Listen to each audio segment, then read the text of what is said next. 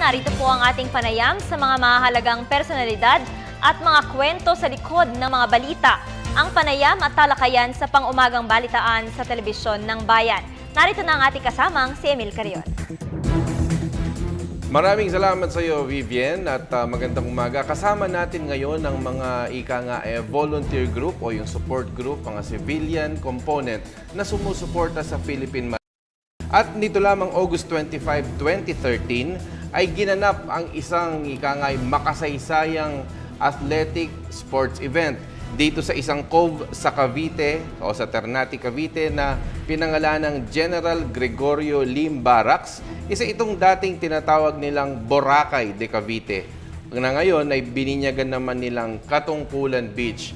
Ito ay ang Carrera Lakas Pilipinas. So magandang umaga po kay Sir Jimmy Hembra, ang Race Logistics, at ang Carrera Lakas Pilipinas Representative Support Group ng Philippine Marines, at ganoon din si Ma'am Marisa Monsanto Falvo, ang Project and Events Manager ng Carrera Lakas Pilipinas, Philippine Marines. Unang-una po, paanong naging involved ang civilian group? Ang tulad ninyo na alam ko, sa athletics, sa sports, ang inyong paborito, at ngayon nakipag-ugnayan kayo at nakipagtulungan sa Philippine Marines. Yes, Ma'am Marisa? Nagsimula kasi po ito last year when we were talking with Lieutenant Colonel Cabanlet, and he was wanting to promote fitness furthermore dun sa Philippine Marines. And during that time, we were able to talk to the Marines about their fitness programs. And as we were going through our discussions, he told us that there was this obstacle course that used to be the training ground talaga ng mga Marines, which is the Warriors Grill.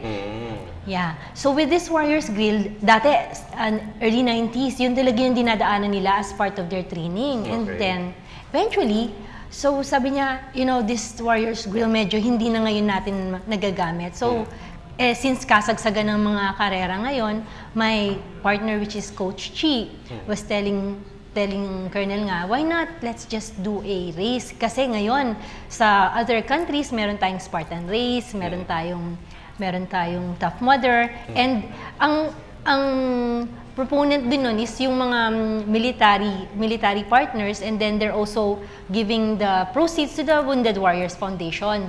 So, that started the whole concept, and from there, dahan-dahan na nabuo yung karera, and dahan-dahan na rin ang mga civilian na iba't ibang klaseng mga advokasya na mga friends din namin na gustong tumulong, nabuo. So, nagkaroon kami ng engineering partner na si Joanne Malilin para sa STIRC. Tapos, nagkaroon kami ng Olive Juice Concepts na si Maydig Nadice and Jenny. So, ibig sabihin talagang iba't ibang sektor nag-participate na. At maging itong si Sir Jimmy Hembra. Sir Jimmy, nakikita ko sa pangangatawan mo, talagang mukhang aktibo ka sa sports. Bukod dito sa ginawa ninyo sa Carrera Lakas Pilipinas, ano yung focus mo sa sports on your own? On my own kasi, ang focus ko sa sports ay running, mountain bike, at dragon boat na marami sa ating Pilipino, malakas naman talaga pagdating sa dragon boat. Ngayon, dahil nagkakilala kami at lahat kami gusto namin tulungan ng Philippine Marines sa isang event na kakaiba, gumawa kami ng isang magandang konsepto na magbibigay ng experience sa mga runners. Okay. Itong konseptong ito na magkakaroon ng yung mga participants ay dadaan sa kakaibang obstacle course, nature, man-made, military type, military grade. Makakatikim sila ng kakaibang experience nila ang ating mga sandatang lakas, Philippine Marines, at iba pang sandatang lakas na sama-sama nilang tatapusin yung adventure na yon, yung race course. Pagdating sa finish line, doon pa rin sila, sama-sama sila sa mga programa. Anong pakiramdam ng naging participation ng August 25 at yung involvement ng civilian group at ng mga military? Anong pakiramdam po ninyo? Sa nakita namin, pakiramdam ng mga sumali, na-intimidate sila una dahil first time nilang makakasama sa isang event ang ating mga sandatang lakas. Pero gradually, nung nasa race course na sila, nakikita namin, nagtutulungan yung civilian at military. May humihila, may tumutulak sa bawat isa. Nagkaroon ng mga sundalo at civilian na naging magkaibigan dahil sa event.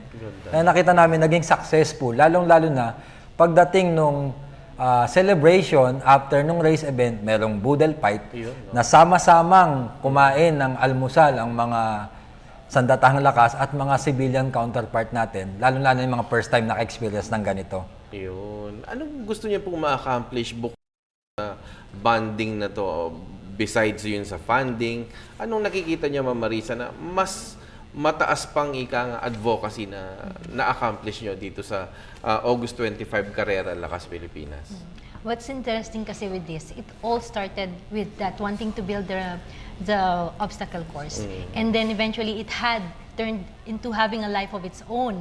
So, dahan-dahan habang namumuo, nakikita mo yung unity na actually sanay tayo na merong, di ba hindi naman at all times nagkakaroon ng ganyang kasunduan yung both parties. Pero in this race, sabi nga nila nakakapangilabot kasi sa sobrang kakaiba yung feeling na nagsama-sama yung militar tsaka yung civilian. Tapos nagkaroon ng more civil-military relations na develop siya lalo with this race. Tapos yung lugar na pinuntahan ninyo, isa sa mga parang mas maganda pa daw ito sa mga sikat na beach resorts? Actually, isa yun sa mga ginagamit nila pag may mga movies. Yun yung ginagamit nilang scene.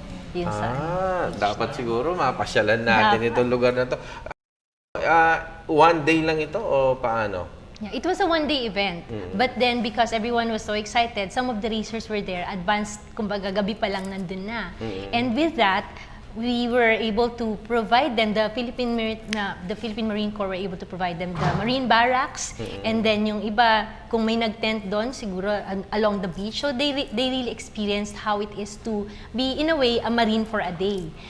Nakita nila, sabi nila, walang ano ba to? Bakit daw walang kutsyon doon? Marine barracks yan. At least you know how it is to be a marine. Sir Jimmy, sa nakita mo doon, among all the athletics, mga sports events na pinuntahan mo, paano mong i-compare o i-differentiate itong Karera Lakas Pilipinas? Sa nakita mo? Sa ngayon, nakikita ko may potential to na maging premier adventure event dito sa Pilipinas. Dahil tinataas natin level, kung ordinaryong runner ka lang, sanay ka sa kalye, sa plat, yung gustong makatikim ng bagong level ng sports o ng takbuhan, ito ang binibigay namin sa inyo. Ang Karera Lakas Pilipinas Obstacle Course. Yun, anong ginagawa niya? Yung isa nakita ko dyan, merong nagbabiking. Anong mga events ang ginawa ninyo? Meron kaming dalawang kategoryang ginawa. Isang tinawag naming Astig category. Okay. Isang 5 kilometer na course na merong uphill, merong dadaan ka sa tunnel, dadaan ka sa ilog, dadaan ka sa obstacle course, merong swamp at dagat, uphill na naman ng mga burol. Ito itatapusin mo, tatawagin astig. Yung tinatawag naman nating merong swim course, tinawag naman namin yung bangis category. Ibig sabihin, lalangoy ka muna sa dagat na napakaganda ng beach. Pagkatapos merong uling 10 kilometer na mountain bike. Pagkatapos ng bike na yon, dadaanan mo yung dinaanan ng astig na 5 kilometer lang uli. Kaya ang tawag sa'yo pag natapos mo yun ay bangis. Yun. So, meron ba kayong invitation or kung meron kayong message sa ating mga tagapanood? Sa mga naka-experience ng event at mga gusto uling masubukan, meron kaming inihahanda. Abangan nyo po yung mga susunod na detalye. Pero meron na pong date na October 19 at November 9. Ay bibigay po namin sa inyo sa Facebook page at website yung mga detalye. Si Ma'am Marisa naman po, ano po ang inyong mensahe sa ating mga tagapanood? Okay. Ito kasing karera na to, inattendan din to ng commandant ng mga Philippine Marines, which is Major General Tanalgo. And with this, nakita niya na talagang nakakatuwa, tsaka nakita niya yung difference that it had made dun sa relationships nga ng both military at tsaka ng civilian operations. So, dahil dun nga nagustuhan niya. So, I would really recommend that you join us the next time, this coming October, isasabay sa Marines birthday, magkakaroon tayo ng event sa October 19. It could be dun sa the fort lang na barracks, so madali lang puntahan, hindi siya ganun kalayo unlike before. But by November 9, magkakaroon ng repeat kasi ang dami nga nagre-request. And also pala, igigreet ko na rin si General Tanalgo because it's his birthday today. Oy, so- happy birthday po. Happy birthday. May mga foreigners din nakasama na nakikita ko dyan? Yes. Meron po tayong taga US Embassy join. Ayun. So, yan. Okay, maraming salamat po. Si Ma'am Marisa Monsanto Falvo, Project and Events Manager ng Carrera Lakas Pilipinas ng Philippine Marines. At si Sir Jimmy Hembra, Race Logistics, Carrera Lakas Pilipinas ng Philippine Marines.